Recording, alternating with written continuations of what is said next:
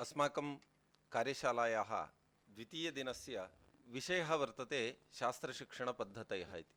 शास्त्रशिक्षणं नूतनं नास्ति, परन्तु शास्त्रशिक्षणपद्धतयः याः सन्ति तासु नावीन्यं भवितुमर्हति। ताः सन्ति, तासां पद्धतीनां विषये परिचयः तेषामेव भवितुमर्हति येषाम् अनुभवः अधिकः वर्तते। तर्हि मया झटिति चिन्तितम्, आचार्याः आपद्बान्धवाः सन्ति। आचार्याः बलदेवानन्द सागरवर्याः इदमिदानीं न, अस्माकं ममापि जननात् प्रागेव ते अस्मिन् क्षेत्रे सन्ति। तेषां महान् अनुभवः वर्तते। मन की बात इत्यस्य संस्कृतानुवादः सम्प्रति वार्ताः श्रूयन्ताम्, एवमेव बहुत्र गोपनीयकार्येषु तत् किमुच्यते कान्फिडेन्शियल् वर्क्स् भवति सर्वकारस्य, तत्र एते संलग्नाः भवन्ति। पुनश्च केन्द्रीयसंस्कृतविश्वविद्यालयस्य बहुषु परिसरेषु यदा यदा अस्माभिः विशिष्टाः कार्यक्रमाः आयोज्यन्ते तदानीम् आचार्याः बलदेवानन्द सागरवर्याः निर्णायकरूपेण तत्र रूपकमहोत्सवे वा भवतु, युवमहोत्सवे वा भवतु, प्रतियोगितासु वा भवतु आचार्याः आगच्छन्ति। अतः सर्वपरिसराणां केन्द्रीयसंस्कृतविश्वविद्यालयस्य भारतस्य इतरेषां न केवलं संस्कृतविश्वविद्यालयानां, सामान्यविश्वविद्यालयानां, दिल्ली विश्वविद्यालयस्य एवमेव भिन्नभिन्नराज्येषु विद्यमानानां विश्वविद्यालयानां विषये अपि आचार्याणां भिन्नभिन्नराज्यानां तत्रत्य भाषायाः, प्रादेशिकभाषायाः विषये, संस्कृतेः विषये, लोकनृत्यस्य विषये, कलायाः विषये आचार्याणां ज्ञानम् अस्ति। तर्हि भवन्तः इदानीं शोधकार्यं कर्तुम् उद्युक्ताः।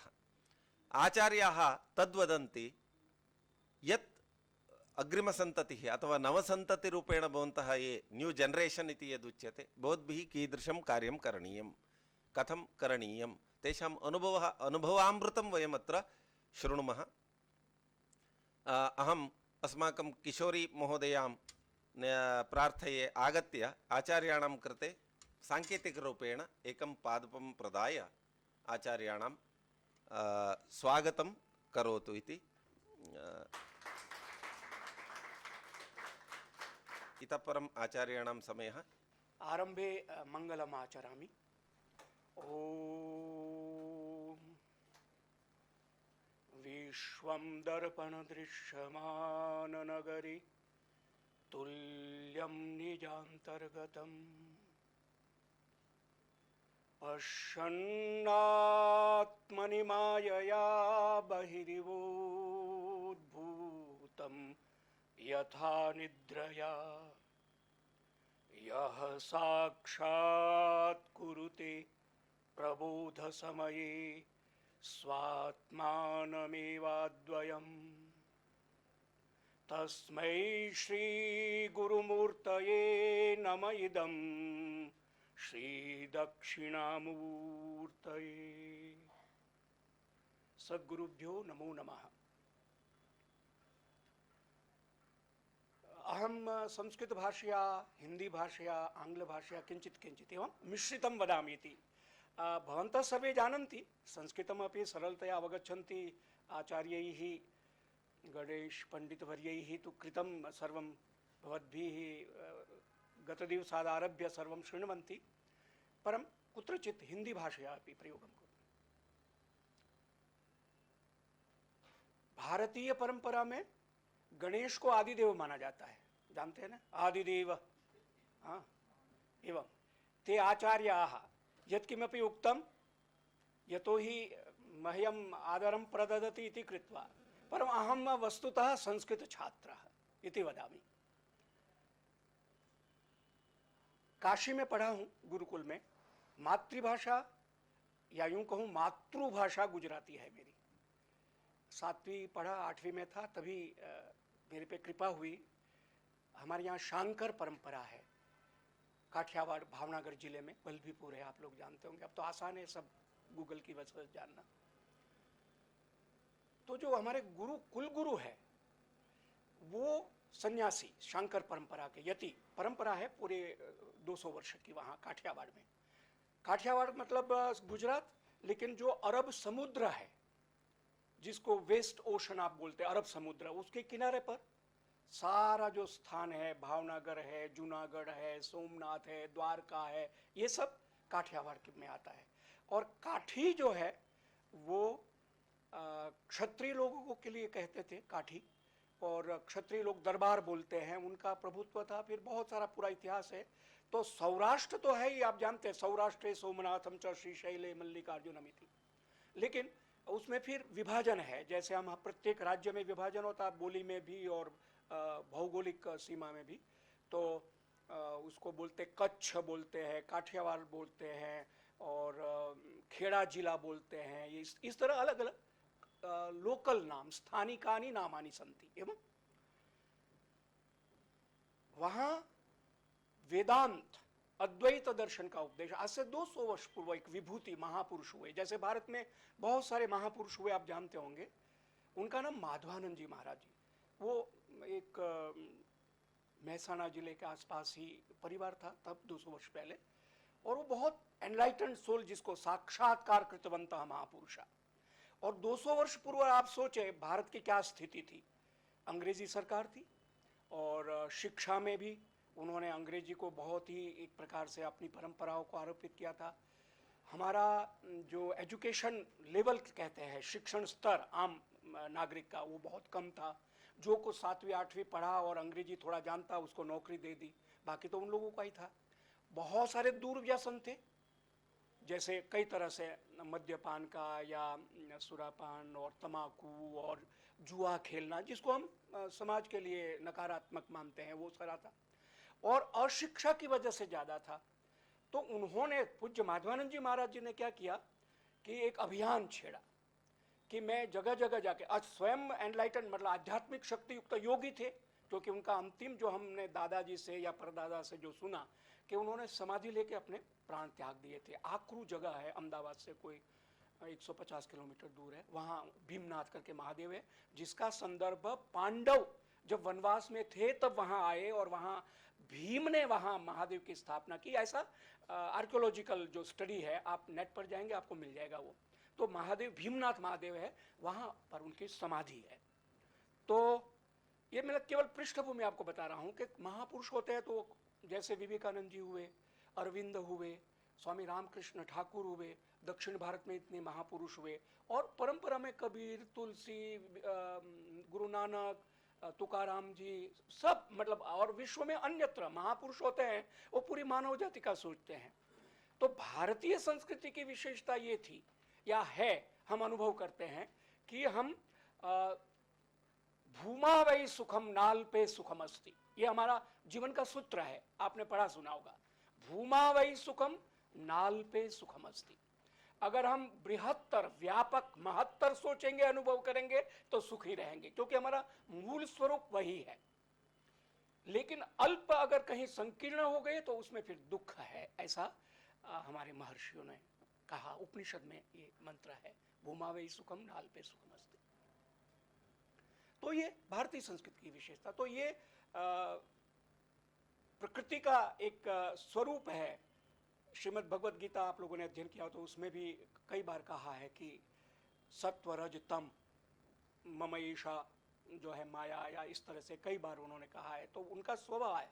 लेकिन हमारे जो पूर्वज पुरखे, उन्होंने कहा कि वो तो है, लेकिन मूल स्वरूप हमारा सच्चिदानंद स्वरूप है, सत चित आनंद।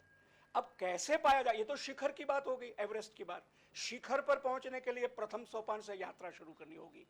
तो शिक्षण पद्धति में हमारे महर्षियों ने, या जो हमारी भारतीय परंपरा थे, उन्होंने इस बात को रखा कि व्यावहारिक जीवन में जीना है, खाना है, पीना है। ईशावास्योपनिषद माँ गृधः कस्य स्विद्धनम, आरंभ क्या है मंत्र का, तेन त्यक्तेन ईशावास्यमिदं सर्वम यत्किंचित जगत्याम जगत तेन त्यक्तेन भुंजित। ये जीवन का सनातन सूत्र है, सबके लिए है, केवल भारतीय नहीं, विश्व का कोई व्यक्ति हो उसके लिए ये सूत्र है। ठीक है। तो उन महापुरुषों ने अपने अपने क्षेत्र में काम किया है, वो महत्वपूर्ण है। तो उस परंपरा में मुझे भी हुआ कि हमारे गुरु जब बोलते थे, और मणिरत्नमाला का ज्यादातर वो प्रवचन करते थे, उपनिषद पर तो बोलते ही थे, मणिरत्नमाला भगवान शंकराचार्य जी के है, अपार संसार समुद्र मध्ये निमज्जतो मे शरणम किमस्ति गुरु गुरु कृपालु कृपया वदेतत् विश्वेश पादाम्बुज दीर्घ नौका। ये प्रथम श्लोक है मणिरत्नमाला का, और उसमें केवल क्वेश्चन आंसर है। ये भी आपको नेट पे मिल जाएगा, आप देखेंगे। और हमारे जो प्रवीण पंड्या जी है, संस्कृत साहित्यकार, आपने नाम सुना होगा, जोधपुर में है, कहाँ है प्रवीण पंड्या जी, या राजस्थान में है, प्रोफेसर प्रवीण पंड्या। अभी उनको साहित्य अकेडमी अवार्ड भी मिला है। उन्होंने पूरा काम इस पे काफ़ी किया है। हम लोगों ने एक ग्रुप बनाया था जिसमें मणिरत्नमाला को लेकर आपस में चिंतन करते थे। जीवन क्या है और क्या प्राप्तव्य है, ज्ञान क्या है, शास्त्र क्या है, व्यवहार क्या है, ये सब प्रश्न है उसमें मणिरत्नमाला में। तो वो जब बोलते थे मेरे जो दीक्षा गुरु, तो मुझे ऐसा होता था संस्कृत बहुत अच्छी है, ये मुझे पढ़ना चाहिए। पिताजी कृषि और व्यापार देखते थे और राजनीतिक कार्य देखते थे, और एक वेद रहस्य पत्रिका के संपादक थे। 4 बड़े भाई हैं, वो इंजीनियर थे, मैं सबसे छोटा, 5वां। तो मुझे स्नेह मिलता था, तो कहते इसको एडवोकेट बनाना है क्योंकि तर्क बहुत करता है ऐसे। लेकिन नियति, मैंने गुरु के पास दादा को कहा, पिताजी को कहा कि मुझे काशी में जाके पढ़ना है, क्योंकि हमें 3वीं क्लास में कृष्ण और सुदामा के संवाद की एक कविता गुजराती में आती थी, जिसमें जब सुदामा और कृष्ण मिलते हैं तो अपने सांदीपनी आश्रम में जो अध्ययन किया है उसको याद करते। कविता है, मने कैम विसरे रे, मैं कैसे भूलूंगा, तने शू सांभरे रे, क्या तुझे याद है, जब हम सांदीपनी ऋषि के आश्रम में पढ़ते थे। तो इस तरह से तो ये संस्कार था कि संस्कृत पढ़ना है तो काशी में जाना पड़ेगा, संस्कृत दूसरी जगह होगी। और ये मैं आपको बात बता रहा हूँ 1956-57 की बात है, जब मैं 5-6 साल का था। एनीहाउ, इसको मैं थोड़ा संक्षिप्त करता हूँ। तो काशी में आया, काशी में गुरुकुल में पढ़ा, लेकिन काशी में दीक्षा दे के भेजने से पहले उन्होंने मुझसे लघु सिद्धांत कौमुदी, वहाँ पंच जो संधि है उसको याद करवाया। वो मंगाई उन्होंने बनारस से, 2 और गुरु भाई वहाँ पढ़ते थे उनसे। और फिर शिव महिम्न याद करवाया, श्रीमद् भगवद गीता का 15वां अध्याय। लेकिन मुझे कुछ नहीं पता था क्या है ये, बस वो कहते थे, मैं करता जाता था। और फिर काशी में पढ़ा, प्रथमा परीक्षा पास 1966 में किया। और पूर्व जन्म के संस्कार हम तो मानते ही है, आप जानते हैं ना, हम श्रीमद् भगवद गीता में है, बहूनी में व्यतीतानि जन्मानि तव चार्जुन तान्यहम वेद सर्वाणि न त्वं वेत्थ परम तप। ये मैं आप सबको बताना इसलिए चाहूँगा कि अर्जुन की प्रत्येक जो शंका है, जिज्ञासा है, वो कृष्ण उसको बताते जाते हैं। तो जब उन्होंने ये कहा आरंभ में ही कि योगो नष्टः परम तप, है ना, उसके बाद वो कहते हैं कि बहुत बड़ा समय बीत गया। उसके बाद वैवस्वत ने मैंने वैवस को कहा, वैवस ने मनु को कहा, ये योग फिर पुनरुज्जीवित हुआ। तब अर्जुन प्रश्न करते हैं कि आपको कैसे याद है कि ये नष्ट हो गया योग, और उसके बाद नष्ट होने के बाद फिर आपने सूर्य को कहा, या सूर्य ने मनु को कहा, मनु ने इस तरह से परंपरा एवं परंपरा प्राप्तम, इस तरह से। तब ये श्लोक योगेश्वर कहते हैं कि बहूनी में व्यतीतानि जन्मानि, अर्जुन ये जन्म जो तेरे सामने मेरा है ये तो है, लेकिन इससे पहले बहुत सारे मेरे जन्म हो गए हैं। तान्यहम वेद सर्वाणि, मुझे सब याद है, मैं सब जानता हूं। न त्वम वेत्थ परम तप, परम तप अर्जुन न त्वम, तू नहीं जानता, क्योंकि तू जीव की भूमिका में है और मैं शिव की, योगेश्वर की भूमिका में हूं। मैं जानता हूं, तू नहीं जानता है। तो ये इस तरह से पूरा जो हम लोगों के यहाँ पुनर्जन्म का बहुत ही वैज्ञानिक है। वैज्ञानिक शब्द से बार बार वैज्ञानिक शब्द आएगा, लेकिन इसको मतलब विशेष रूप से हम कहेंगे कि अनुभवात्मक धरातल पर सिद्ध होता है पुनर्जन्म, और वो है। तो आज आपके सामने मैं हूं, ये छोटा सा पृष्ठभूमि का एक क्लिप मैंने आपके सामने रखा। लेकिन मुझे शास्त्र शिक्षण पद्धति पर आपको कहना है, और शिक्ष विद्योपादाने धातु है ना, 2000 धातु, कुछ और धातु ये हैं। तो विद्या का उपादान, और विद्या क्या है वो भी आप जानते हैं, हाँ, विद्योतते अंतःकरणम यया सा विद्या, या विद्या भगवान शंकराचार्य जी जो कहते हैं विद्या या सा विमुक्त, ये है ना, ये तो सब सूत्र है महापुरुषों के, जिसको समझने के लिए, अनुभव करने के लिए आज मैं आपके सामने, मैं भी विद्यार्थी था, गुरुकुल में पढ़ता था, आप जैसे युवा था, अनेक शंकाएं जिज्ञासाएं होती थी, लेकिन फिर धीरे धीरे समय के साथ वो शंकाएं अपने आप समाधान मिलता गया। गुरुमुख से भी मिलेगा, शास्त्र से भी मिलेगा, लेकिन अपने अनुभव से भी समाधान मिलेगा, है ना। तो आपको वो हो ऐसी मैं शुभकामना भी करूंगा, और अपने वक्तव्य में इन बातों को आपके सामने रखूंगा कि किस तरह से वो आप अनुभव कर सके उस बात को। गुरु की कृपा होती है, माता पिता की कृपा होती है, मित्रों की, शास्त्र की कृपा होती है, आत्म कृपा होती है, वो तो टेक्निकली वो सारा सब वेदांत में बताया गया है।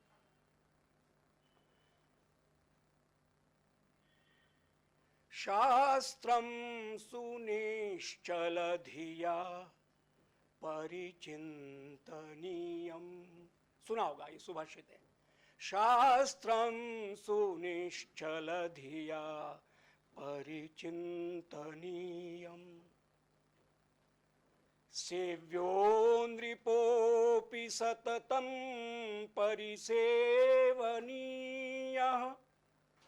अंके स्थितापि युवती परिरक्षणीया, अंके स्थितापि युवती परिरक्षणीया, शास्त्रे नृपे च युवतौ च कुतः स्थिरत्वम्, शास्त्रे नृपे च युवतौ च कुतः स्थिरत्वम्, ये सुभाषित है। ये मैं बनारस में गुरुजनों से सुना, याद हो गया और बोलता हूं, लेकिन इसको मुझे आपको कहने के लिए शास्त्र परंपरा और शास्त्र पद्धति की बात जब मैं शुरू कर रहा हूं, तो जब रामचरितमानस का पाठ अवसर मिला और करता रहा, सुनता रहा, इस श्लोक का यथावत अनुवाद है रामचरितमानस में जी। और ऐसे बहुत सारे सुभाषित है जिसको तुलसीदास जी ने, गोस्वामी तुलसीदास जी ने वो व्रज भाषा में रामचरितमानस में संकलित किया है। इसलिए नाना पुराण निगमा गमसम्मतम यत्, आरंभ में जो मंगलाचरण में गोस्वामी तुलसीदास जी कहते हैं कि लेकिन कुछ मेरा भी है इसमें, अन्यतोपि क्वचित अन्यतोपि, ऐसा जो कहा है, तो ये शास्त्र परंपरा है। बाकी ठीक है, आप सुनते पढ़ते हैं, और आजकल तो इस तरह से जिसको इंडियन नॉलेज सिस्टम IKS है ना, इंडियन नॉलेज, और खूब चला है, क्योंकि नूतन शिक्षा नीति, नेशनल एजुकेशन पॉलिसी, नूतन की बजाय नेशनल, हम लोग अनुवाद नेशनल, राष्ट्रीय करते, नूतन करते थे, उसका परिमार्जन करवाया, नूतन नहीं, राष्ट्रीय शिक्षा नीति 2020, तो उसमें इस बात को ज़्यादा इसीलिए हमारे यहाँ इसको विद्वानों ने रखा है, जो जिन्होंने ये नीति बनाई, और सारे लोग आप जानते होंगे, और है भी, आप देख सकते हैं नेट पे, कि जो कुछ 250 वर्ष 200 वर्ष पूर्व ब्रिटेन अधिकारियों ने, ब्रिटिश अधिकारी, ब्रिटेन देशी अधिकारियों ने जो किया, और जो भी उनकी मंशा रही, उसके बारे में हम विद्वानों से हम सुनते हैं कि वो चाहते थे कि भारतीय परंपरा है, भारतीय जो ज्ञान की जिस तरह पद्धतियां हैं, वो समाप्त हो जाए।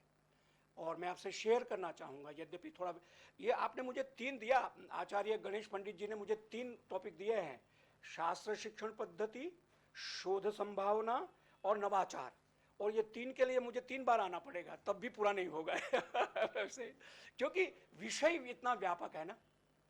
बनारस में पढ़ते हुए जो सीनियर लोग थे, वो कहते थे कि क्यों अंग्रेजी हम पे ला दी गई, क्योंकि मैं जहाँ संस्कृत शुद्ध प्रथमा किया, संस्कृत में आरंभ किया, हिंदी थोड़ी बहुत जानता था, गुजराती मातृभाषा थी, फिर धीरे धीरे सीखा, तो उन्होंने कहा कि तुम सिर्फ संस्कृत मत पढ़ो, अंग्रेजी भी पढ़ो, और तुम IAS करो। फिर मैंने इंटरमीडिएट किया, IAS की प्रिलिमिनरी एग्जाम भी दी, उसमें सेलेक्ट भी हो गया, लेकिन बाद में फिर ये आकाशवाणी में 1974 को जो समाचार आरंभ हुआ, उसमें सेलेक्ट हो गया, फिर वही यात्रा आरंभ की। उन्होंने कहा कि सिर्फ संस्कृत पढ़ोगे तो तुम कूपमंडूक बन जाओगे। ये हमारे जो सीनियर थे, अब तो नहीं रहे, दिवंगत हो गए, बहुत स्नेह करते थे, उन्होंने बहुत मार्गदर्शन किया जीवन में।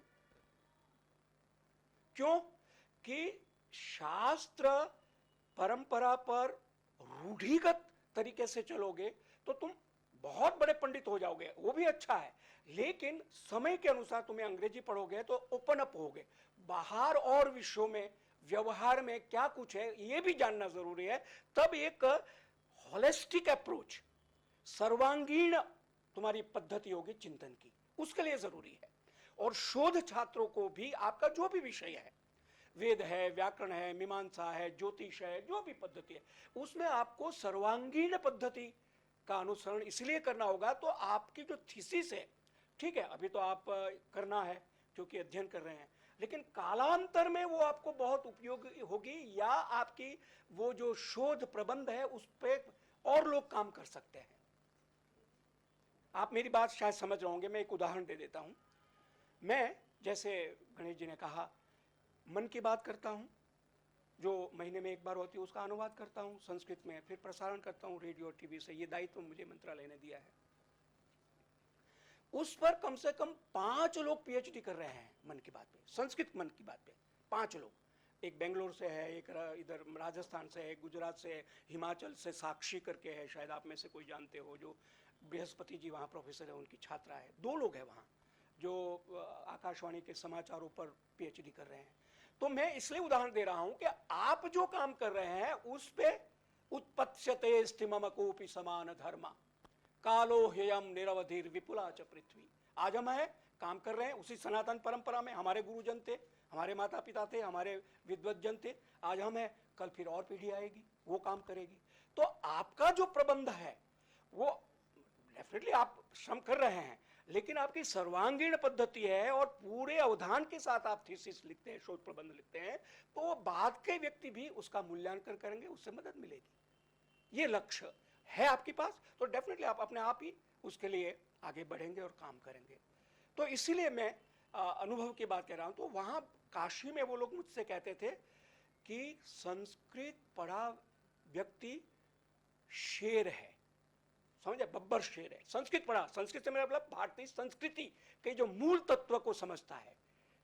और मैकॉले या दूसरे जो ब्रिटिशर्स थे जो एजुकेशन के लिए उन्होंने रिसर्च किया और कैसे हमें भारत पर शासन करना, व्यापारी बन के आए थे और हम पे शासन किया, तो उसका उन्होंने बहुत रिसर्च किया और उन्होंने कहा कि संस्कृत और संस्कृत परंपराओं को किसी तरह से पटांतर किया जाए, यवनिका के पीछे रख दिया जाए, तो हम अंग्रेजी थोप सकते हैं और हमारी परंपराओं को और इस पर शासन कर सकते हैं। क्योंकि सोया हुआ शेर जाग जाए तो फिर तो कोई उसको नियंत्रण में नहीं ला सकता है। तो संस्कृत के जितने विद्वान हैं, महामहोपाध्याय या जो भी मतलब पंडित उस समय के थे 200 वर्ष में, इवन अंबिका दत्त व्यास जी जिन्होंने शिवराज विजय लिखा, उनको साम दाम भेद दंड से पटांतरित कर दिया जाए, यवनिका के पीछे ला दिया जाए। और कैसे किया उन्होंने उसको? उनको वृत्ति दे दी, जीवन वृत्ति, आपको इतना देंगे, आप आराम से अपना कार्य करें।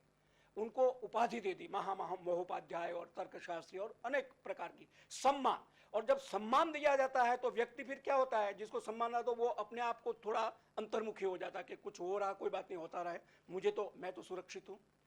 उन्होंने ये नीतिगत षड्यंत्र, ये मैंने सुना है, वो मैं आपको कह रहा हूं विद्वानों से, उन्होंने जितने भी अच्छे जागरूक थे, जैसे उन्हीं समय तो विवेकानंद जी हुए, विवेकानंद जी को नहीं कर सके, और कई लोग हुए हैं, लेकिन एक नाम आपके सामने रख। लेकिन जो संस्कृत के तर्कशास्त्री थे, विचारक थे, जो भारतीय संस्कृत संस्कृति परंपराओं से अवगत थे और जानते थे कि हम पे शासन करने आ रहे हैं, उन लोगों को उन्होंने प्रलोभन से, उपाधि से, सम्मान से सुला दिया। सोया हुआ शेर इसीलिए, अगर वो रहते तो शायद वो नहीं कर पाते, शायद। लेकिन फिर स्थिति के साथ जो भी स्वतंत्रता आंदोलन और सब सारा वो आप जानते हैं। तो मेरा ये कहना है कि शास्त्र जो है वो लोचन कहा गया है ना, आंख, दृष्टि, और जैसे दृष्टि वैसे सृष्टि, ये भी हम आपने सबने सुना है। और विस्तार मुझे इसलिए नहीं करना कि षड शास्त्र, 4 वेद, 4 उपवेद, 18 पुराण और ब्राह्मण ग्रंथ, ये सारा डिटेल मुझे आपको कहने की जरूरत नहीं, आप सब जानते हैं।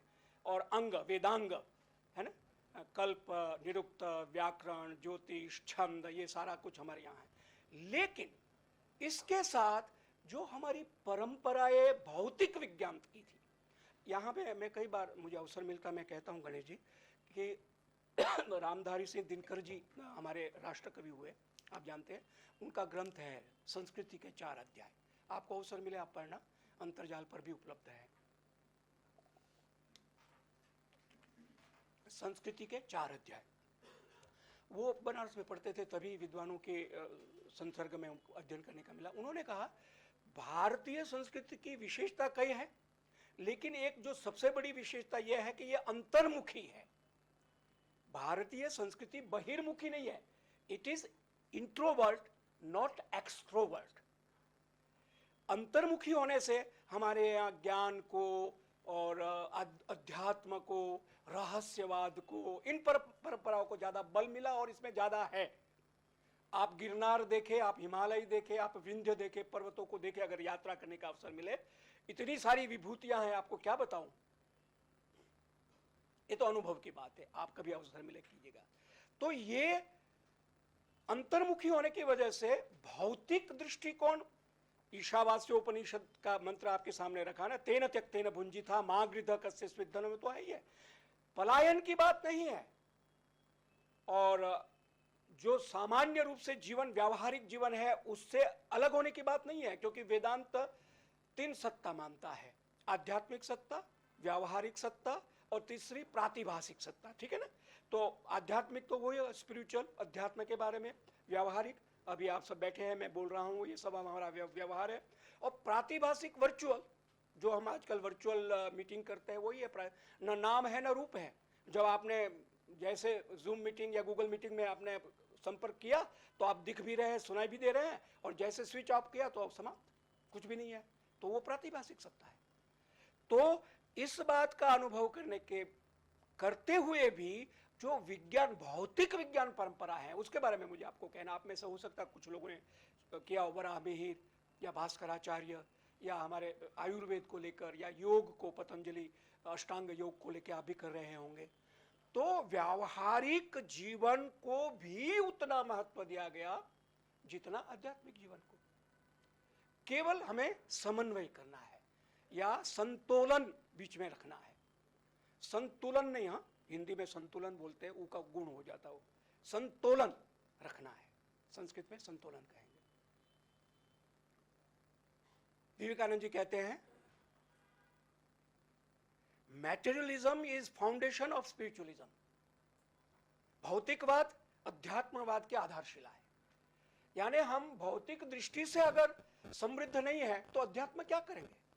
अध्यात्म तो उसका, गौतम बुद्ध जब घर से सत्य की खोज में निकलते, क्यों तो राजपुत्र है, युवराज है, सब कुछ देखा, उसके बाद उनको यह जिज्ञासा होती कि इससे भी परे कोई चीज है जिसकी मुझे खोज करना है, और वो करते हैं। तो हमारा भौतिक यानी खाना पीना रहना, जो मूलभूत आवश्यकताएं वो पूरी हो, शिक्षा स्वास्थ्य जो मूलभूत है, और उसके बाद फिर अध्यात्म पर हम जाते हैं तो उसमें पूर्णता आती है। तो यही बात दिनकर जी ने संस्कृति के 4 अध्याय पुस्तक में, ये आप पढ़ेंगे आपको समझ में आएगा। तो शास्त्र केवल जो मानविकी यानी ह्यूमैनिटीज जिसको हम बोलते हैं, जिसमें दर्शन आता है या दूसरे भाषा आती है या कला है, ये सब है, लेकिन साथ में विज्ञान माने भौतिक विज्ञान। वैसे विज्ञान तो आप ज्ञानम ते हम वक्ष्यामि सविज्ञानम, 7वें अध्याय में कृष्ण कहते हैं अर्जुन को कि मैं तुझे विज्ञान के साथ ज्ञान की बात तुम्हें कहूंगा। तो हमारे यहाँ विज्ञान तो विशिष्ट ज्ञान के लिए, वही वेदांत की बात आ जाती है। लेकिन भौतिक विज्ञान को भी हम विज्ञान कहते हैं, जिसको आप साइंस बोलते हैं, भौतिक विज्ञान कहते हैं, जिससे स्पेसिफिक जो है भौतिक शास्त्र, रसायन शास्त्र, भूगर्भ शास्त्र, धातु शास्त्र, जितने भी है, मतलब विविध, ये सब है, आप सब जानते हैं।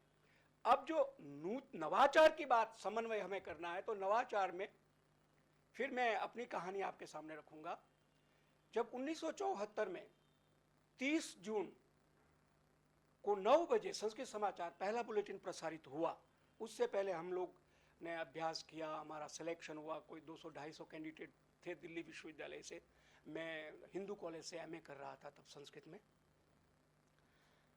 तो हमें नए नए शब्द आते थे, उसका अनुवाद करने के लिए डिक्शनरी, जिसको कहते हैं डॉक्टर रघुवीर की डिक्शनरी, सर मोनियर विलियम्स की डिक्शनरी, फादर कामिल बुल्के की डिक्शनरी और बहुत सारे आपटे की डिक्शनरी, वो रख के एक एक शब्द को हम ढूंढते थे कि इसका क्या संस्कृत में, क्योंकि तब आज से 50 वर्ष पूर्व की बात। तो अभी जितनी संस्कृत की गतिमान परंपराएं या हम आपस में कम्युनिकेशन संचार है, वो तब उतना नहीं था, क्योंकि पहले तो टेक्नोलॉजी नहीं थी उतनी जो आज है। आज तो आपके सामने क्या है कि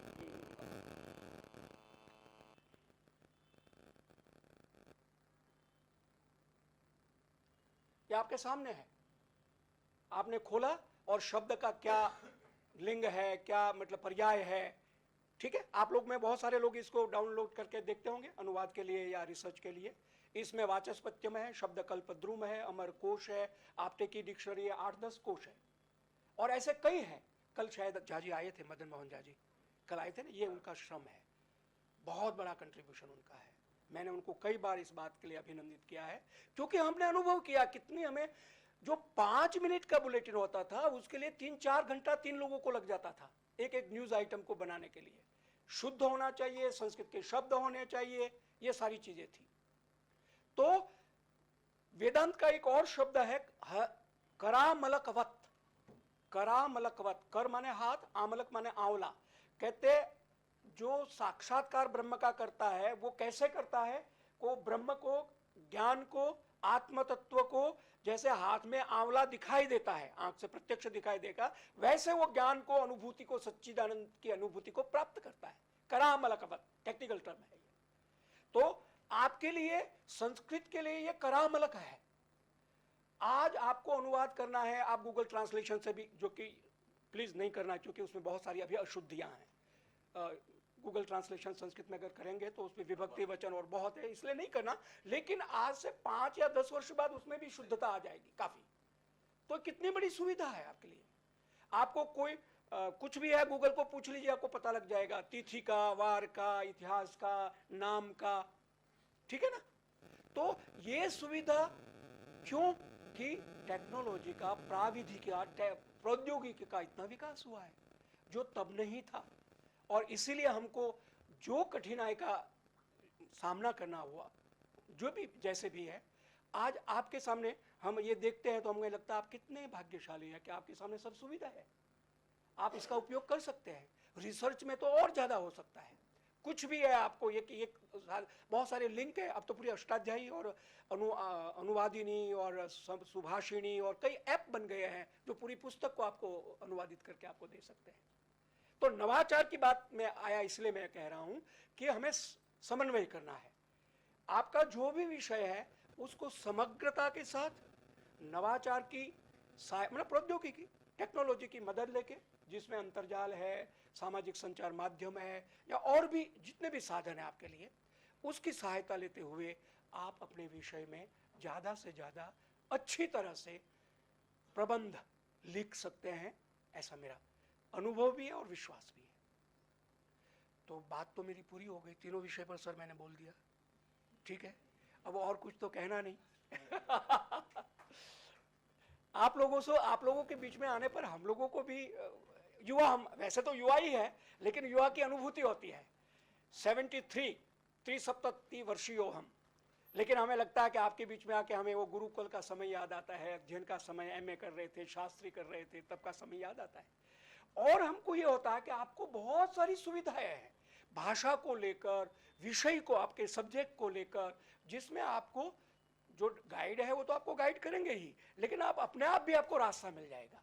आत्म कृपा जिसको हम कहते हैं, आप ढूंढते जाइए, आपको मिलता जाएगा सारा। छंद शास्त्र पर आप में से कोई कर रहे हैं। एक बात मैं और विशेष रूप से संस्कृत पर जब कहता हूं तो बोलता हूं, संस्कृत भाषा को लेकर बहुत सारे, हम तो 7वीं 8वीं में निबंध लिखते थे, संस्कृत से महत्वम, ऐसा करके आप भी लिखते होंगे, लिखा होगा, ठीक है। भाषा को लेकर अपनी चीज सबको अच्छी लगती है, किसको अच्छी नहीं लगेगी। अब हमारी भाषा है, हमारी मतलब हेरिटेज है, विरासत है। लेकिन संस्कृत सिर्फ भाषा नहीं है, ये अनुभव से मैं बोल रहा हूं आपको। संस्कृत, वैसे मैं जब लिखता हूं प्रायः तो प्रयास करता हूं संस्कृत विद्या लिखूं, जब भी लिखता हूं संस्कृत विद्या, भाषा नहीं, भाषा तो है ही है, संस्कृत विद्या। क्यों? कि ये ध्वनि विज्ञान है, साउंड टेक्नोलॉजी जो आप कहते हैं वो है। और वो अनुभव की वजह से मैं आपको बोल रहा हूं। अनुभव एक मैं आपको सुना देता हूं। ये जो आप स्कूटर गाड़ी चलाते हैं तो रेड लाइट पर आप रुक जाते हैं, ठीक है ना, रेड लाइट होती, फिर जब सिग्नल होता, ग्रीन लाइट होते तो आप जाते हैं, नहीं, तो उसमें रिवर्स काउंटिंग होती है, 30, 29, 28, 27। हाँ, ये एक संस्कृतज्ञ विदुषी ने ये खोज की, मतलब ये विज्ञान है, सीधा सा है। उन्होंने कहा कि रिवर्स काउंटिंग अगर हो, कहीं और भी होगा किसी और देश में, लीला महेंद्ले जी, उसको शायद आप लोग नाम भी सुना होगा, संस्कृत विदुषी, IAS ऑफिसर है, और यहाँ अपना भिकाजी कामा प्लेस में बैठती थी। क्या नाम था, भारतीय प्रौद्योगिकी पेट्रोलियम कंजर्वेशन सिस्टम, ऐसा कुछ संस्था थी, उसकी वो अध्यक्षा थी। हमें थोड़ा काम करने का अवसर मिला उनके साथ, संस्कृत अनुवाद के लिए ही कई 2 विज्ञापन उन्होंने बनवाए। उन्होंने एक सीरीज शुरू की दूरदर्शन के लिए, उसका नाम रखा संरक्षण योग, जो आस्था और संस्कार से प्रसारित हुई बहुत पहले। बहुत पहले का मतलब 1990-95 के बीच में कह सकता हूं मैं। संरक्षण इज प्रिजर्विंग, प्रोटेक्शन। रक्षण माने किसी की रक्षा करना, वो तो है ही है, लेकिन रक्षण माने किसी चीज को बचाना, जैसे को पानी को बचाना, गैस को बचाना, पेट्रोल को बचाना, प्रदूषण को बचाना, ये बचाना संरक्षण। और उसमें योग के साथ, क्योंकि उनके पिताजी जो पुरोहित जी थे, बड़े संस्कृत के विद्वान, मराठी के विद्वान थे, संस्कृत के अच्छे विद्वान ज्योतिषी थे, और वो भी नहीं रहे, तो उनसे गीता का पूरा पाठ करवाया स्टूडियो में, ऑडियो श्रव्य। और फिर उन्होंने 20 मिनट का जो श्रृंखला बनती, एक एक एपिसोड प्रभात बनता था, उसमें एक एंकर, महिला एंकर रखा, और जो स्कूल कॉलेज में नाटक होते हैं वो बच्चों के साथ उन्होंने एक सेगमेंट रखा, और किसी विद्वान का साक्षात्कार या कोई ऐसी बात कहना जिसमें हम कैसे वायु, जल, एनवायरमेंट, पारिस्थितिकी और पेट्रोल, इनका हम कैसे संरक्षण करें। ये वैज्ञानिक पद्धति से भारतीय संस्कृत परंपराओं के समर्थन के साथ टीवी में 75 एपिसोड बनाए थे। मुझे स्क्रिप्ट राइटिंग का सौभाग्य मिला वो 75 एपिसोड का। तो जो पिताजी थे, लीना महेंद्ले जी के पिताजी, उनसे गीता का पाठ करवाया स्टूडियो में, पटेल नगर में एक स्टूडियो है उसमें, और फिर रिकॉर्डिंग हुई, 1, 2, 4, 10 एपिसोड बने। फिर तो एपिसोड बनते गए, लेकिन शुरू में महीना, 2 महीना, 4 महीना टाइम लगा, तो वो पुरोहित जी दिवंगत हो गए। अब एपिसोड बन गए, तो एडिटिंग जब करना हुआ, तो एडिटिंग में एक शब्द था, जैसे मतलब याति या गच्छति, तो य की जगह उन्होंने ग बोला या ग की जगह य बोला, गलती थी। वो एडिटिंग के समय हमको समझ में आई कि त्रुटि है गीता के पाठ में। अब वो तो थे नहीं, या तो किसी का और की रिकॉर्डिंग करके वहाँ कॉपी पेस्ट करते, या उसी को करते। तो जो एडिटर था, वीडियो एडिटर, उसने कोशिश की कि ऐसी साउंड कहीं हो जो करेक्ट हो, य की या ग की, वो वहाँ से कॉपी कर ले और यहाँ पेस्ट कर दे तो ठीक हो जाएगा।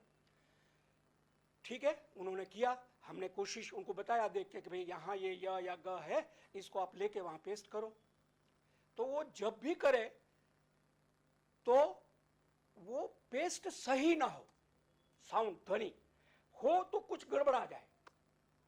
2.5-3 घंटे तक हम लोग मेहनत करी, ऐसा क्यों हो रहा है, जबकि हो जाना चाहिए, कॉपी पेस्ट किया, वो ध्वनि वहां दिखाए। फिर एक विचार आया कि आगे ग की आगे जहां गलती है वहां पहला स्वर कौन सा है, बाद का स्वर कौन सा है, स्वर व्यंजन जो भी है, ऐसा एक और अक्षर मिले गीता में कहीं जिसको कॉपी पेस्ट करे शायद, और वो हो गया। आप समझे मेरी बात को? आप ताली बजाइए एक बार। यानी ध्वनि विज्ञान में, मैंने कहा ना मैं अनुभव से बता रहा हूं, और भी कई उदाहरण हैं। यानी कि जो पाणिनीय अष्टाध्यायी आप पढ़े हैं, आप जानते हैं, उसमें अध्याहार की पद्धति या कई तरह की जो पद्धतियां उन्होंने सीखने की दी है व्याकरण को, तो sound technology is the same. आप मोबाइल में एक वर्ण का टाइप करते हुए पूरा शब्द आ जाता है ना, कैसे आता है?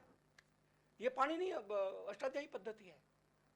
तो वो जो एक कॉपी पेस्ट करके जहां लगाना था एडिटर को, वो ठीक वैसे लगा, क्योंकि आगे का स्वर पीछे का स्वर उसका भी चिंतन करना है जब आपका साध्य स्वर या अक्षर आप लेते हैं तो।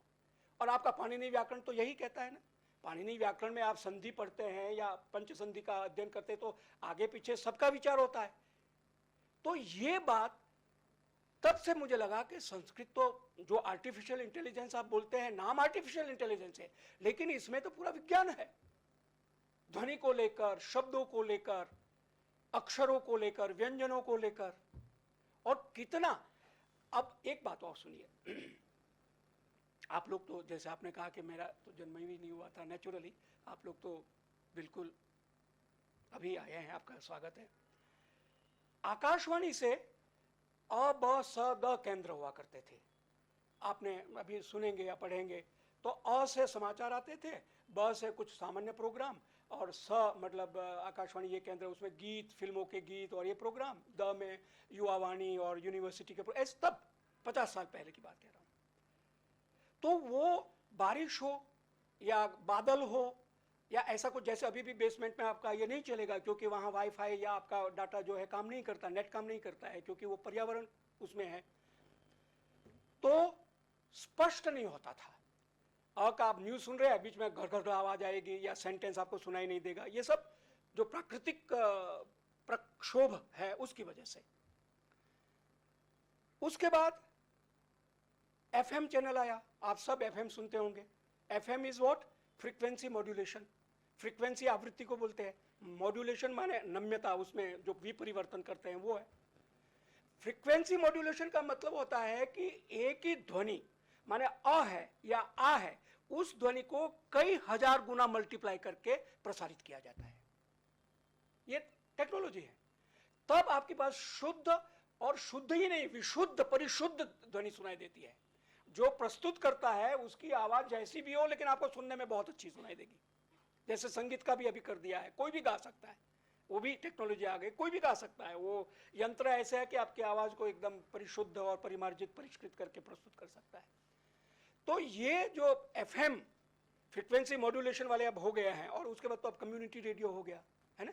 तो पुराना वॉकी टॉकी था, अगर आप इतिहास पढ़े रेडियो के इन्वेंशन की, तो वॉकी टॉकी था जिसमें युद्ध, सेकेंड वर्ल्ड वॉर में काफ़ी वॉकी टॉकी से काम लिया था, और उसके बाद फिर रेडियो और दूरदर्शन, ये सब इतिहास है पूरा। तो ये जो ध्वनि को कई तरह से मल्टीप्लाई, बहुगुणित करना, वो किसने सिखाया या कहाँ से आया? आपके यहाँ एक ही अ है तो वो 18 प्रकार, 72 प्रकार का अ है। उदात, अनुदात, स्वरित, फिर उसके भी कई भेद है। और आपका वेद पाठ, जब आप शिक्षण पद्धति की बात थी तो आपने जब मुझे बोला तो एकदम मुझे केरल याद आ गया।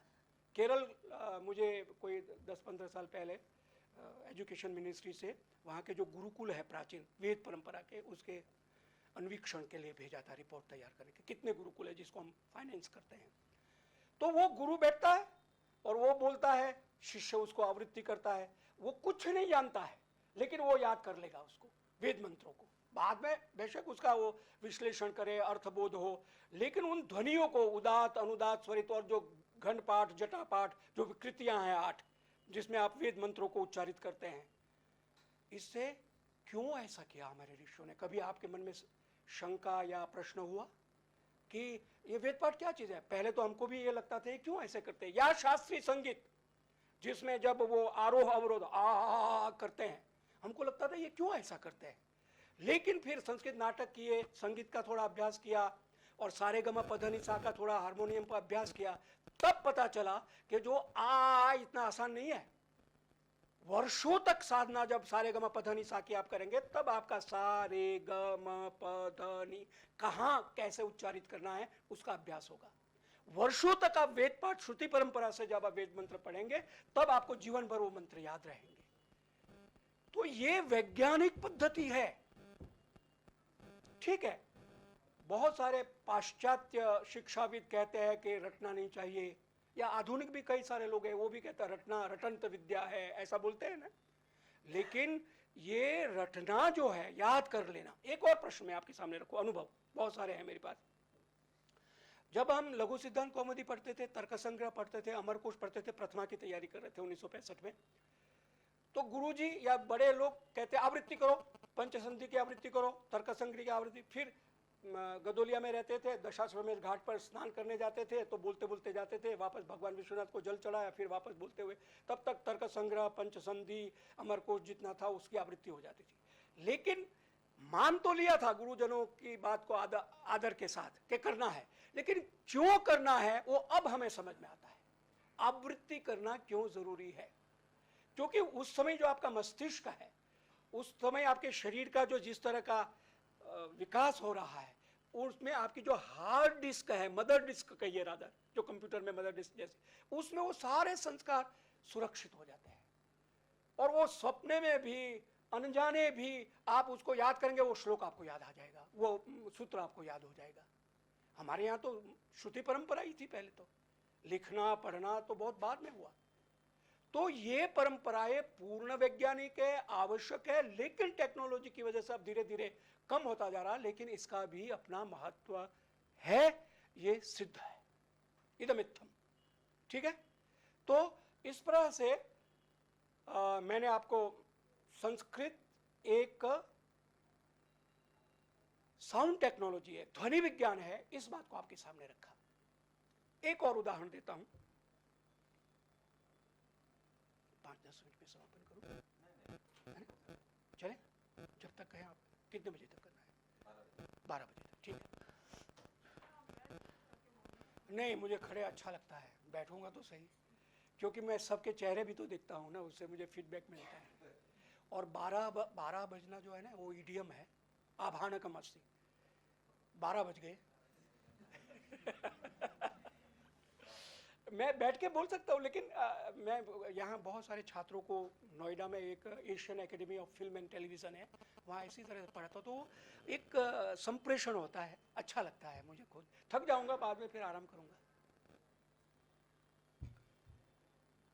आप लैपटॉप यूज़ करते हैं, पेन ड्राइव यूज़ करते हैं, और डिस्क दूसरी तरह की जो भी है उसको देखते हैं, तो उसमें वायरस आ जाता है। ठीक है, और वायरस क्या है? वायरस विषाणु है, जो आपकी चीज है उसको, प्रोग्राम को रोकता है, सुनने नहीं देगा, विकृत कर देगा, ये सब होगा। ठीक है, ये साउंड टेक्नोलॉजी की बात है, जिसको अभी भी साउंड टेक्नोक्रेट, ध्वनि विशेषज्ञाः एतदर्थं प्रयतन्ते यत् केन प्रकारेण एषा समस्या अपाकरणीया। एषा समस्या अस्ति, साधनम अस्ति, परम साधनस्य उपयोगे कदाचित काठिन्यम भवति, तर्हि किं करणीयम्? अब तुलना कीजिए श्रुति परंपरा से, जिसने वेद पढ़ा, और केवल केरल नहीं, भारत के समग्र राज्यों में या विदेश में श्रुति परंपरा से उदात, अनुदात, स्वरित, जटापाठ, घनपाठ, जटा मतलब अष्ट विकृतियों के साथ, और फिर सामवेद का मतलब मंत्रों का अध्ययन किया। वो कब से है? 3000 कहते हैं, 5000 कहते हैं, लेकिन इससे भी पुराना समय है, ऐसा मान लीजिए आप, विद्वानों में बड़ा इसमें हुआ है। 5000 वर्ष, 10,000 वर्ष या और भी पुराने वर्ष से, क्योंकि महाभारत का भी संदर्भ है, उसमें भी गुरुकुल पद्धति की बात थी, रामायण में तो है ही है। उससे पहले जो वैदिक संस्कृति हमारी जी, तब तो खैर था ही था सब ये, जब ये वैदिक भाषा के रूप में, ऋचाओं के रूप में सब हुआ। उस समय जो मंत्र जिस तरह से आविष्कृत हुआ, ऋषया मंत्र दृष्टारा, उसको रखा, गणानंत्वा गणपति गुं हवामहे, या कोई भी मंत्र आप ले लीजिए, वो आज भी भारत के किसी भी कोने में कोई भी विद्वान जो उस पद्धति से पढ़ा हुआ है, उसमें वायरस नहीं है, जबकि आपके वैज्ञानिक साधनों में वायरस है। बजाइए ताली, ठोको ताली, है ना? आप मानते हैं इस बात को? जिस पद्धति से वैदिक मंत्र, विदेशी भी बोलेगा, वो ब्रिटेन के किसी पार्लियामेंट में भी वेद मंत्रों का उच्चारण हुआ था, आपने पढ़ा होगा फेसबुक वगैरह पे। यानी कि इतने हजारों वर्षों के बाद भी मंत्र को उदात, अनुदात, स्वरित उच्चारण के साथ कैसे बोलना है यथावत, और मैं ही नहीं, आप ही नहीं, जहां भी वो परंपरा है और बोला जाता है वहां विकृति नहीं है, वायरस नहीं है, वो यथावत। ये है ध्वनि विज्ञान आपका। उसके लिए तदर्थम सांप्रतमपि ये आधुनिकाः ध्वनि वैज्ञानिकाः सन्ति ते सततम अन्वेषणं कुर्वन्ति केन प्रकारेण तत्र पूर्णता स्यात् इति। कि ऐसा हम जैसे वैदिक वेद मंत्रोच्चारण, वेद मंत्र पाठ जैसे किया जाता है और उसमें विकृति नहीं है, उसको हम कैसे प्रतिष्ठापित करें। तो इस तरह का ये विज्ञान है, ध्वनि विज्ञान, और बहुत से अनुभव है, अवसर मिलेगा आपको कहूँगा। तो आप सब लोग अपने अपने विषय में, क्योंकि आप दिल्ली में हैं या आप और किसी विश्वविद्यालय में, केंद्रीय संस्कृत विश्वविद्यालय में है या दिल्ली विश्वविद्यालय में है या जवाहरलाल नेहरू यूनिवर्सिटी, किसी भी विश्वविद्यालय में है, तो वो सीमा नहीं है। वहां रहते हुए आप भूमा वही सुखम, शुरू में मैंने जैसे कहा, अब आपकी दृष्टि कहीं भी कोई चिंतन कर रहा हो, शोध कर रहा हो, उसके साथ मिलके अगर आप करते हैं और नवाचार पद्धति का उपयोग करते हैं, तो मेरा विश्वास है आपकी थीसिस ज़्यादा अच्छी होगी, पूर्ण होगी। और उसमें फिर परिमार्जन तो आप कर सकते हैं, बार बार उसमें आ सकते हैं, लेकिन ये है हमारी शास्त्र शिक्षण पद्धति, जिसका केवल मैंने आपको दिग्दर्शन करवाया। वैसे काशी से जब मैं दिल्ली आया 1972-73 में आया था, तो तब मैं आपके साथ ये बात साझा करूं, वैयक्तिकमिदम, मैं रोता था। रोता क्यों था? क्योंकि यहाँ जीवन बहुत डिफिकल्ट था। मुझे छात्रवृत्ति मिलती थी, नेशनल स्कॉलरशिप पूर्व मध्यमा में, प्रथमा में राज्य स्तर की मिली थी 10 रुपया 15 रुपया छात्रवृत्ति, तब 1966-67। उसके बाद पूर्व मध्यमा में राष्ट्रीय छात्रवृत्ति मिली, जिसमें हम 2 लोग थे, मैं और नरेंद्र पंड्या जी, रघुनाथ जी के बेटे, जो बाद में प्रतिकुलपति रहे डॉक्टर संपूर्णानंद संस्कृत विश्वविद्यालय के। हम दोनों दक्षिणामूर्ति से किए थे। उनको 80% आया था, मुझे 1-2% कम आया था, लेकिन दोनों को। और नेशनल स्कॉलरशिप में 200 रुपया या ऐसा कुछ 2 साल तक हमको मिलता था। वो स्कॉलरशिप मुझे उसका था कुछ। और यहाँ आके फिर बहुत संघर्ष, ट्यूशन किया, पढ़ाया, पिताजी भाई वगैरह कहते थे हम भेजे, तो एक अंदर था कि नहीं, मुझे अपने आप सेल्फ मेड बनना है, अपने आप करना है, संघर्ष करना, ये सारी बातें थी। तो विषय क्या था जो मैं था कि यहाँ आने के बाद विश्वविद्यालय गुरुकुल में था और यहाँ आया और पढ़ा, लेकिन जो एक रचनात्मकता थी, यानी कि श्लोक बनाने का तब मुझे था। एक उदाहरण मैं आपको और शास्त्र परंपरा की दूं जो याद आ गया है। आपने नाम सुना है वाचस्पति मिश्र का? भामतीकार वाचस्पति मिश्र। और उनकी खास बात क्या है कि उन्होंने हमारे जो षड दर्शन है, 6 के 6 दर्शन पर उतनी ही पूर्णता के साथ, अधिकार के साथ भाष्य लिखा है। अद्वैत दर्शन है तो उस पर लिखा है, विशिष्टाद्वैत है तो उस पे लिखा है, सांख्य पे लिखा है, न्याय पे, पूर्ण इतने अद्भुत थे। और उनके बारे में कहा जाता है कि वो रात दिन रखते थे अध्ययन में, मतलब रुचि। तो भामती के साथ विवाह हुआ, फिर भाष्य लिख रहे थे। एक कथा है, इसमें क्या पूर्णता है, इतिहास है, अपनी जगह पर है। लेकिन एक दिन ऐसा हुआ कि वो लिख रहे थे, दिया बुझ गया, तो अंधेरा हो गया। तो भामती रात दिन उनका ख्याल रखती थी, तो उसने दिया जलाया, तो एकदम जैसे एक होता है क्विक एक रिएक्शन कि आप कौन? पत्नी जिसके साथ विवाह हुआ उसको वो पूछ रहे आप कौन? कहते मैं आपकी तो अर्धांगिनी हूं। अच्छा, तो इतने समय से आप मेरा ख्याल रख रही है? कहते हाँ। तो आप क्या चाहती है? कहते मैं क्या चाहूँ, हम गृहस्थ पति पत्नी है, एक वंश आगे बढ़े, कोई संतान हो तो अच्छा है। तो 1 सेकंड के लिए रुकते हैं वाचस्पति मिश्र जी, और वो कहते हैं कि पुत्र होता है, ठीक है, सुपुत्र हो कुपुत्र हो हमें पता नहीं है, हमारा नाम रहे वंश का, यही चाहती हो ना तुम? तो मैं ये जो शांकर भाष्य लिख रहा हूं, इसकी टीका का नाम भामती रखता हूं। फिर बजाइए ताली आप। भामती टीका, भामती टीका आप पढ़िएगा। अभी एक चर्चा हो रही थी, राम सुब्रमण्यम जी, वो एक जापानी महिला को भामती पढ़ा रहे हैं, राम सुब्रमण्यम जी। तो ये सुना हमने मान लिया, क्योंकि आदर और श्रद्धा थी। लेकिन प्रथमा करने के बाद पूर्व मध्यमा में जैसे हमने शुरू किया, तो वाराणसी में ये जो दशहरा और ये आता है ना, तो समस्या पूर्ति का एक प्रचलन है वहाँ। हर एक विद्यालय अपने यहाँ कोई समस्या रखेगा और निमंत्रण भेजेगा दूसरे विद्यालय को कि ये समस्या पूर्ति, आप अपने छात्रों को भेजिए समस्या पूर्ति के साथ। कवि सम्मेलन जैसे होता है, समस्या पूर्ति पर श्लोक पढ़े, फिर उनको पुरस्कृत किया जाता था। समस्या थी वीरः समीरोपमः, वीरः समीरोपमः, ये समस्या थी। अब वहाँ जो थे गुरुजन, उन्होंने कहा बलदेवानंद तुम करो, इस पे श्लोक बनाओ, इससे पहले नहीं बनाया था। तो मैंने कहा मुझे तो आता नहीं। कहते प्रयास करो। अब प्रयास वीरा समीर ऊपर, अच्छा छंदो रुचिका या ऐसे एक पुस्तक थी जिसमें 8-10 छंद थे प्रथमा में। हाँ, वो पुस्तक थी तो छंद का थोड़ा ज्ञान था कि छंद का गुरु लघु मात्रा होता है, ये लक्षणों अनुष्टुप का श्लोके षष्टम गुरु ज्ञेयम सर्वत्र लघु पंचकम द्विचतुष्पादयो रस्वम सप्तमम दीर्घमन्यो, उपजाति का लक्षण, वसंत तिलका का लक्षण, इस तरह से। तो शुरू किया हमने। अब जो शुरू किया तो जो कहते हैं ना कि एक तरह का उसमें इन्वॉल्व होना, एनग्रॉस्ड अंग्रेजी में आप बोलते हैं, पूर्ण तल्लीन हो जाना।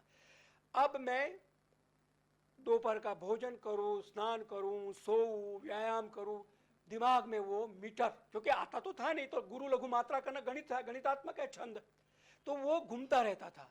ऐसे करते लोल अंगुल लोल नयन विलसद, ऐसे करके हनुमान जी पर पंचक बनाया मैंने। फिर बाद में गांडीवों में छपा है, उसकी प्रति मेरे पास अभी भी है। लेकिन 3-4 दिन मुझे लगे ये इतने श्लोक बनाने में। फिर एक स्वातंत्र पर एक श्लोक बनाया वीरा समीरोपमा को लेकर ही। लेकिन ये इसलिए मैं आपको सुना रहा हूं कि 3-4 दिन पर मैं कब सो रहा हूं, कब खा रहा हूं, कब कोई काम कर रहा हूं, बात कर रहा हूं, कुछ पता नहीं, दिमाग में लगातार वो श्लोक का।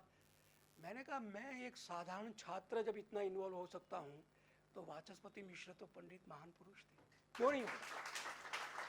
माने मेरी आस्था, मेरे विश्वास में बदल गई कि ये केवल कहानी नहीं है, जरूर होगा। क्योंकि एक और उनके प्रकरण में है कि पिताजी बड़े समृद्ध थे, वाचस्पति जी वहां के बिहार के है ना। अच्छा, तो उनके पिताजी बहुत समृद्ध थे, तो उन्होंने वाचस्पति जी को अध्ययन के लिए काशी भेजा। साथ में एक केयर टेकर, पाचक, जो खाना बना के खिलाएं और ये करें, वो ऐसा व्यक्ति टेक। और रात दिन उनके पढ़ते ही थे। कहते एक विद्वान तो ऐसे भी कहते थे कि जब उनकी भावरी लग रही थी तब भी एक हाथ में उनकी पुस्तक थी और वो शादी हो रही थी, इस तरह ऐसा बोलते हैं। एनी हाउ, पिताजी ने, वाचस्पति मिश्र जी के पिताजी ने उनको कहा देखो इनको तुम सब ध्यान रखना, लेकिन खाने में कभी मिर्च ज़्यादा डाल देना, कभी नमक ज़्यादा डाल देना, कभी मसाला कम कर देना, और जिस दिन ये कहे कि आज नमक कम है उसी दिन तुम इसको वापस ले आना घर पर, ये कहते हैं। यानी कि उनके ये अब क्या इसमें वास्तविकता, क्योंकि मैंने तो अपने अनुभव की बात बताई कि मतलब वो रात दिन के उनको शरीर का ज्ञान है। स्वामी रामकृष्ण परमहंस, स्वामी रामकृष्ण परमहंस की एक ऐसी स्थिति थी कि उनको जलेबी बहुत खाते थे, वो ऐसा सुना है विद्वानों से। तो जो दूसरे शिष्य थे वो कहते थे आप इतने महापुरुष हैं, आपने अपनी ये वीकनेस क्यों है कि आप मीठा खाते हैं? तो पहले तो कई बार तो उन्होंने उत्तर नहीं दिया, जब बहुत पूछा तो उन्होंने कहा ये जो पंचभूत का शरीर है इसको टिकाए रखने के लिए किसी एक वासना की जरूरत है।